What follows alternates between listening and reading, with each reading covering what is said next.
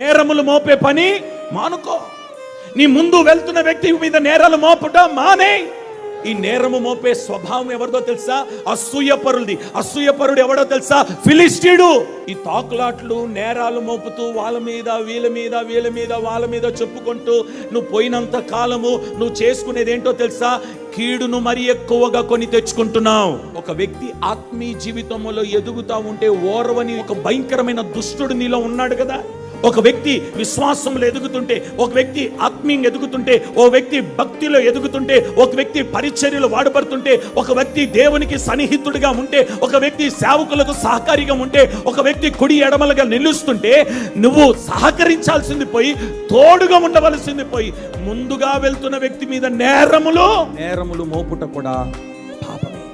పరిశుద్ధమైన జీవితము కట్టుకోవడానికి కొంతవరకు నీ తల్లిదండ్రులు నిన్ను కాపాడొచ్చునేమో, కానీ ఆ తర్వాత నిన్ను కాపాడలేరు. నీకు నువ్వే నీ పరిశుద్ధమైన జీవితాన్ని కాపాడుకోవాలి.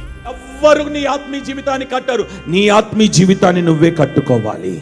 నీవు బాగుపడడానికి పశ్చాత్తపడి నీ పాపాన్ని ఒప్పుకొని నీకు నీవే ప్రార్థన జీవితాన్ని కట్టుకోగలగాలి. నీకు నీవే విశ్వాస జీవితాన్ని కట్టుకోగలగాలి. రోజుతో నేరాలు మోపుట నీవు మానుదువుగాక.